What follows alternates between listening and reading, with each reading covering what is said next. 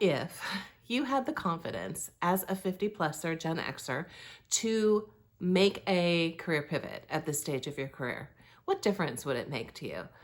I am betting that it would make a really significant difference. I think it would be the difference between slogging along with your current circumstances, frustrated, not happy with what's happening, and really pivoting into a whole different, much more fulfilling lifestyle. That would be the difference if you had the confidence to make that move. Today, we're going to take a look at where does that confidence come from? Is it before or after the pivot? Hi, I'm Jeanette, the Northbound Coach, and I'm so glad that you're with me today. So if this is a topic that you've been thinking about, I did want to mention too right off the bat that I am going to be doing a free workshop coming up on December 4th at noon Pacific time. Again, it's free.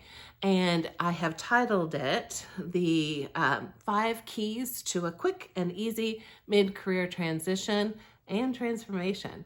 So I will drop that in the description box. There's a link to register. Again, it's free, but there are a limited number of seats. So if that's of interest to you, don't wait. Go ahead and register. So let's dive into the topic today, which is that confidence to make the pivot of a career, especially for us Gen Xers, 50-plusers at this stage in life when it feels like, that might feel kind of risky. I sure feel like I want to have the confidence in making that sort of transition at this point in my career. So based on my experience of going through a pivot in the recent era, I'd say that it makes me think of that expression, the old chicken and the egg. What came first, the chicken or the egg? Which I never actually know the answer to that question.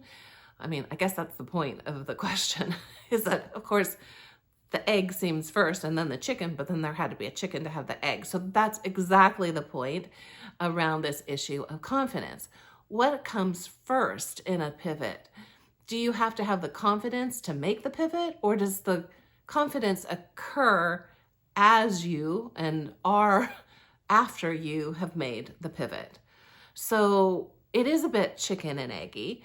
And as it would suggest, that there's no clear answer to it, I do feel like my experience goes along with that.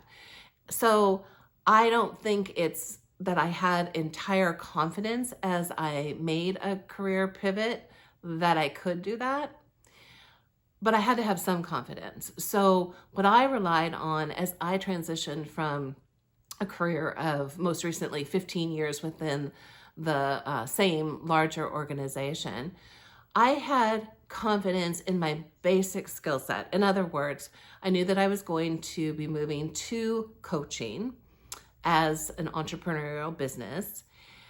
And I had experience within those 15 years of doing quite a bit of internal career coaching as well as coaching leaders, et cetera, et cetera. So I knew the basic skill set. What I didn't have complete confidence around was the entrepreneurial skill set because I hadn't done that. So the things that it takes to build a business, the marketing, the sales, those kinds of things, no experience there. So really didn't have a confidence in that. I could glean some of it, like the same way that you look at your transferable skills. Like, yeah, I did some things that are similar in those regards in my experience internally, like having to internally market programs, etc. But it's not quite the same thing as the entrepreneurial journey. So definitely it was a combination of chicken and eggy. So it sounds like that could be a breakfast dish, but anyway, not if you're a vegetarian. So it's a combination of those things. So I'd say that there has to be some level of confidence to get you going.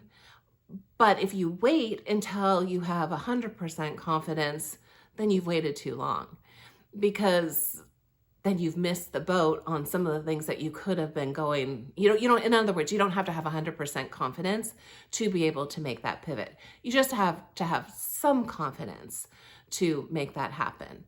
So I hope that is helpful in terms of an assessment of the level of confidence that and encouraging that we don't have to have all of that there to make the transition. Now, there are other things that need to come along to enable the transition to happen well, and that's what I'm going to cover in more depth in the workshop coming up on December 4th. So you don't want to miss that. Go ahead and check the description box again for that registration. Love to hear what you're thinking about in terms of a career pivot or, levels of confidence. What has brought you the most confidence in the past? Please join me in comments so we can have a conversation there. In the meantime, I wish you a good rest of the week, and I will see you in the next video come this weekend. Take care.